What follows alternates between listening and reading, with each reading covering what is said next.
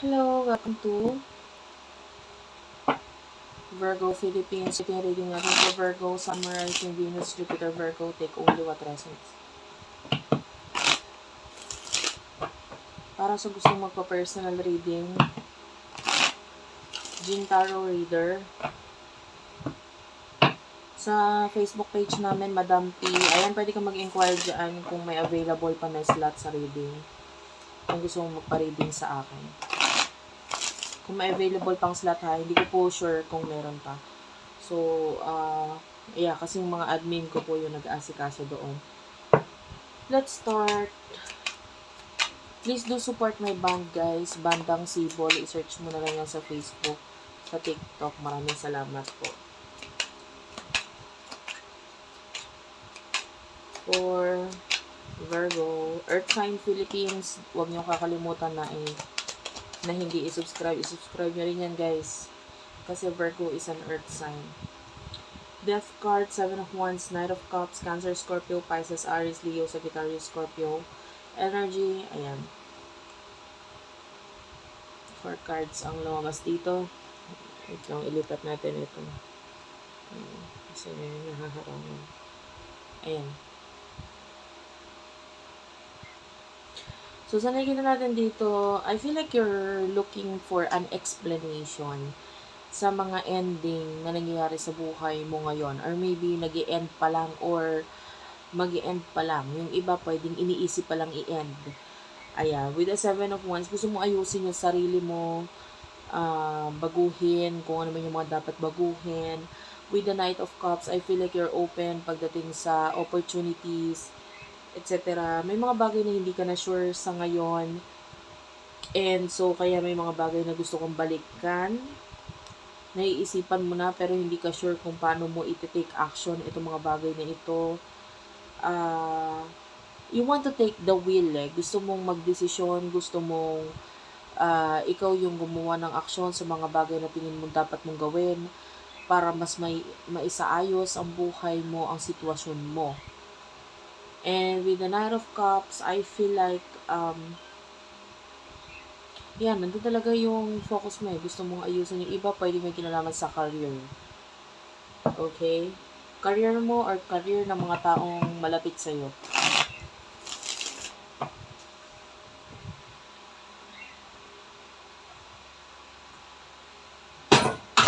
Ay.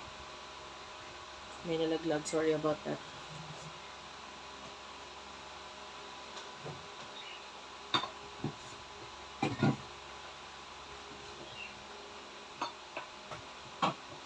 Teka lang.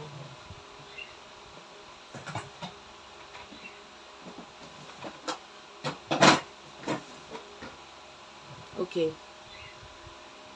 Sino yung person na kakonect mo pagdating sa love?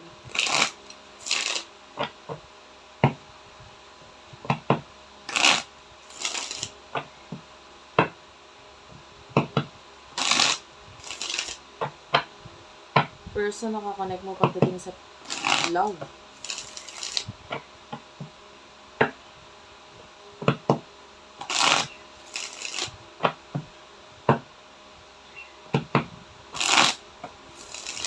Okay.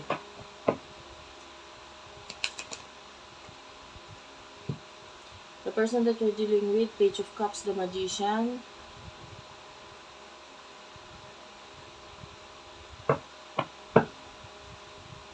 One more card.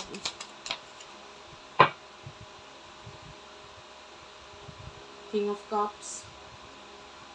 Cancer, Scorpio, Pisces. Bottom of the deck is the 7 of Pentacles. Okay.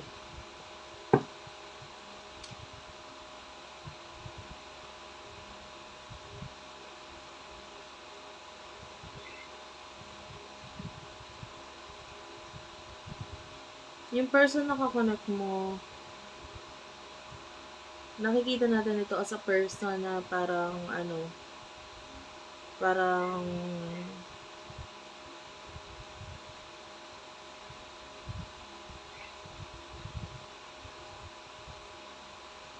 may mga gusto siyang sabihin sa'yo pero hindi niya masabi sa'yo.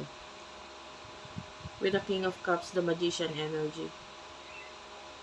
Page of Cups. Nakikita niya yung growth mo ngayon. So, I feel like updated siya sa buhay mo.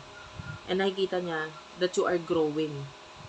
Okay? Pwedeng yung mga magagandang nangyayari sa buhay mo, nakikita niya yun, napapansin niya yun. And so, itong person na to is really focused on that, really happy for you. Ayan. Masaya siya para sa'yo. So, ano yung emotion niyo sa isa't isa?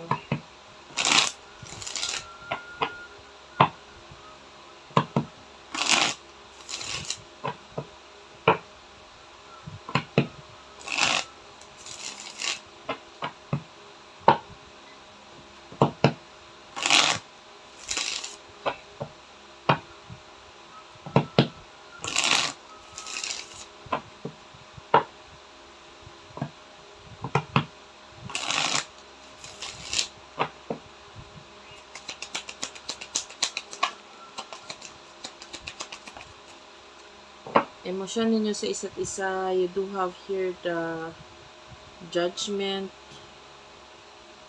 3 of Pentacles, 5 of Cups,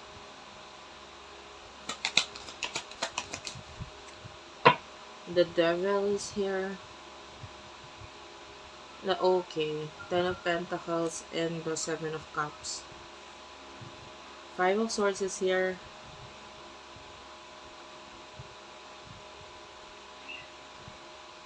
I feel like, yeah, may mga nanonotice ka sa buhay mo ngayon na parang mali, na kailangan ayusin. 3 of Pentacles, you want to do something para maayos itong mga bagay na ito. Kaya mo naisipan yun kasi medyo nakakaramdam ka ng kalungkutan ngayon na nagiging dahilan para maisip mo itong mga bagay na ito.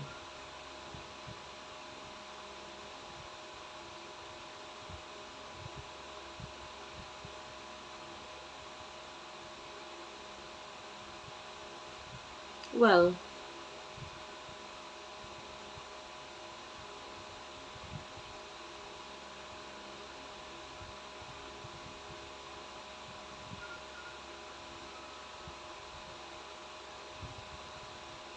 wala akong nararamdaman na emosyon mo para sa kanya eh. So, yung iba sa inyo, hindi mo alam itong person na to or wala kang idea sa kung ano yung meron sa inyo. Basta ngayon, ang focus mo yun nangyayari sa'yo, nalulungkot ka dito. And then, yung emotion ng person nito para sa'yo, I feel like this person is really addicted sa'yo, obsessed. Kakaisip, kakatingin, maybe sa social media mo or whatsoever. Gusto kanya. The 7 of Cups is here. So, gusto niyang magbigay ng something sa'yo. Mag-offer. Ay, hindi naman offer, pero may gusto siyang ibigay eh.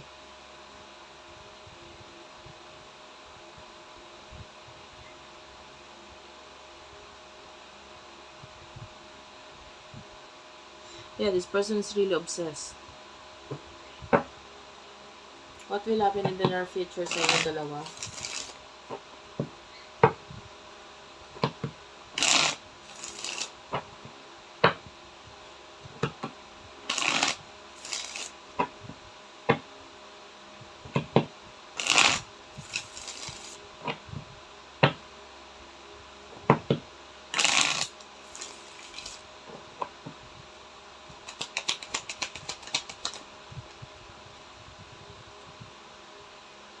Page of Pentacles,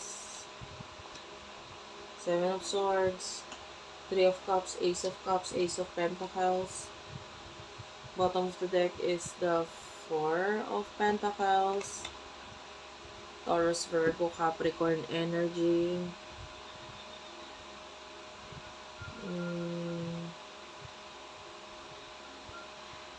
Well, I hate to say this, pero pwedeng maka-apekto kung ano man yung sinasabi ng ibang tao sa'yo. So,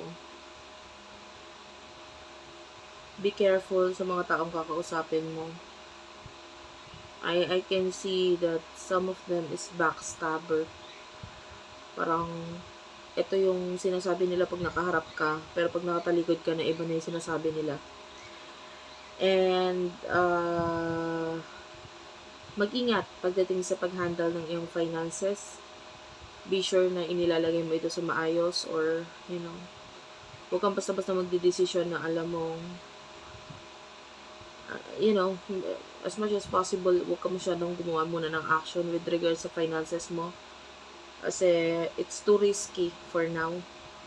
Nakikita natin, pwedeng may mga masayang, or mga,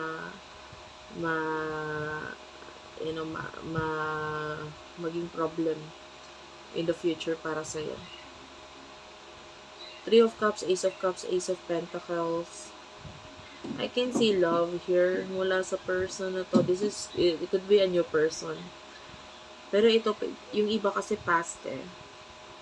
If this is a new person, magsisimula siya as, pwedeng gumawa siya ng pahapyaw na action para magkaroon ng friendship sa inyong dalawa. And if this is a past person, kasi yung iba past person talaga, I can see pakikipag-reconcile mula dito sa person na to. And pwedeng mag-start ulit yung reconciliation ninyo na may usapin or tulungan na may kinalaman sa money. So, ayan. But, sabi ko nga, suggest ko kanina, pagdating sa pera, pwedeng mag-ingat ka muna. Now is not the right time for you to make some kind of risky decisions. Okay? Medyo laylo lang. Lalo na kung may kinalaman sa kaibigan, kasi yung friends is like, pwede sila yung maka-harm sa'yo ngayon. Anyway, thank you for watching. I love you all and bye-bye.